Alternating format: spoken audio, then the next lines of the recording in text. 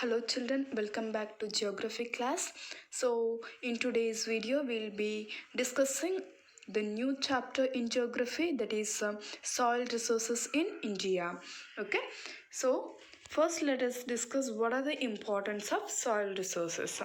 So soil is a loose material which forms the thin surface of earth. It is formed by decomposition of organic matter and breaking up of rocks by different agents like water, wind, glaciers, etc.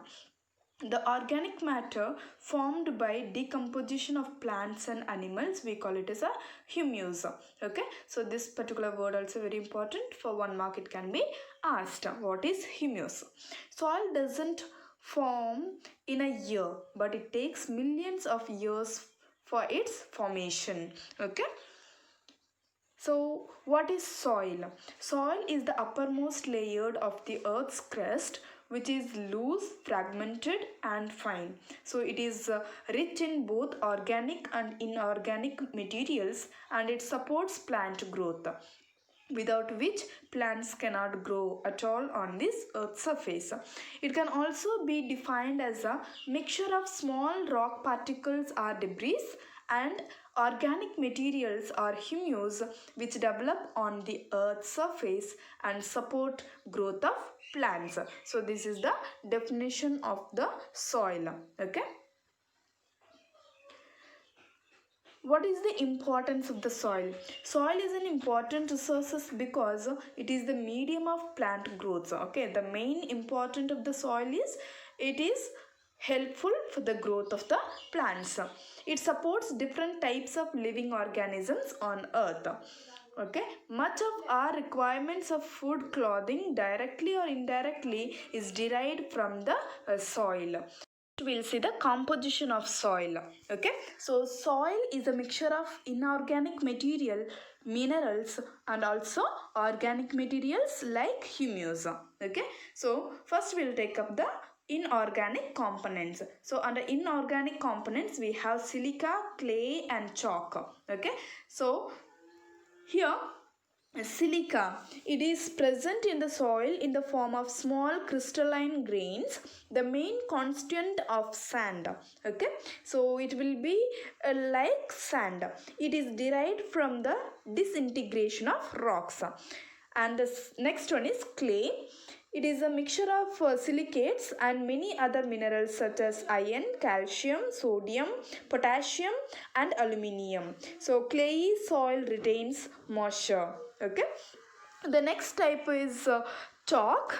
So it provides the most essential element for plant growth, which is calcium. Okay, so we say calcium carbonate, okay, is found in the chalk. So next is organic components.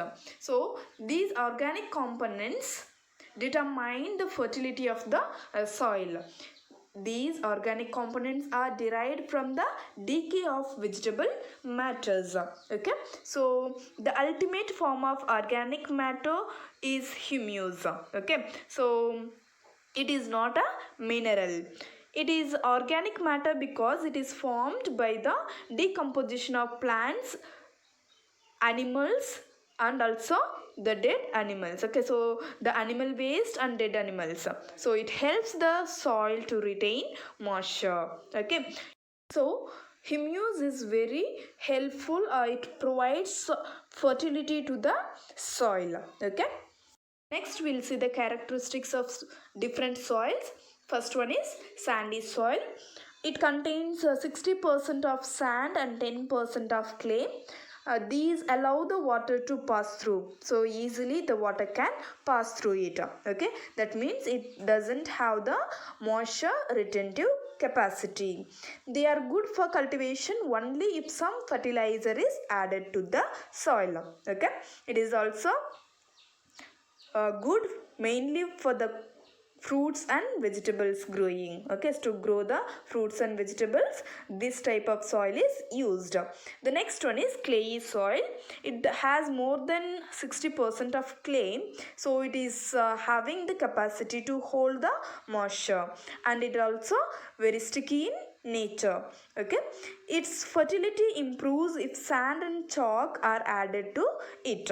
Okay, so the next characteristic of the soil is loomy soil or loam. It contains mixture of sand and clay, so it can be very fertile with the right mixture of sand and clay. Okay, if higher percentage of sand is present, it is called a sandy loam, and if there is higher percentage of clay, we call it as a clayey loam. Okay, so these are the characteristics of different soils. So we have sandy soil, clayey soil and loomy soil.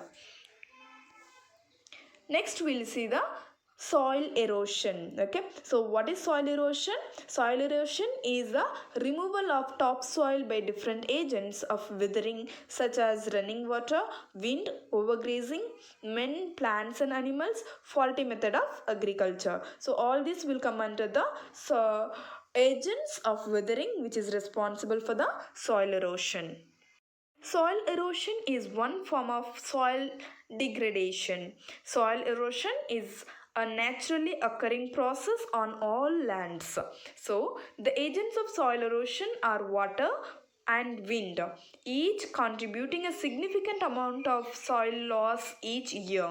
So, soil erosion may be a slow process, okay, that continues relatively unnoticed, or it may occur at an alarming rate causing serious loss of topsoil.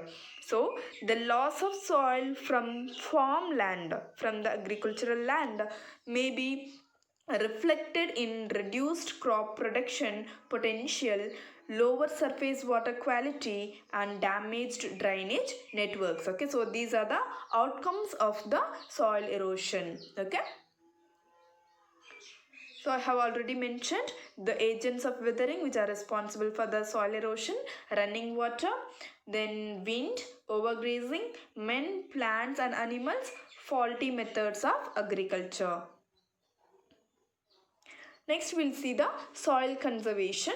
Soil is a natural and national resource. So its fertility will give good agricultural production. The soil takes millions of years for its formation. We have already discussed it. So coming to what is mean by soil conservation. It refers to application of techniques which help in conservation of soil. So you can define it as soil conservation is an effort made by man to prevent soil erosion to retain the fertility of soil. So this is the definition for soil conservation.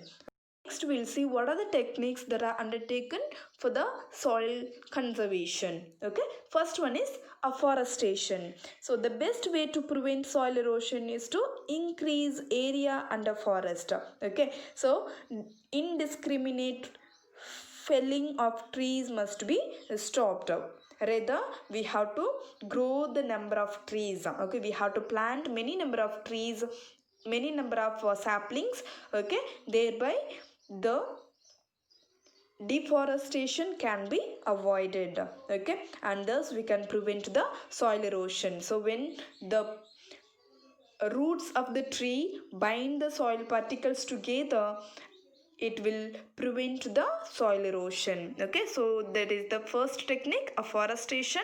So questions can be asked, what is the difference between afforestation and deforestation? So afforestation is planting of trees and deforestation is cutting off trees, okay, or destroying the trees. The second method is making dams and barriers. So many rivers causes soil erosion due to heavy rainfall when it leads to flood. So therefore the flow can be regulated by building barriers or dams in the middle so that their speed will be decreased. Okay, so constructing dams and barrages will help to reduce the soil erosion by flood. Okay, the next one is keep a check on overgrazing. Overgrazing of forests and grassland by animal grazing, especially by goats and sheep, should be checked. That means should be avoided. So separate grazing grounds should be provided for the animals. Okay, the next point is crop rotation. So it should be applied in the agricultural land.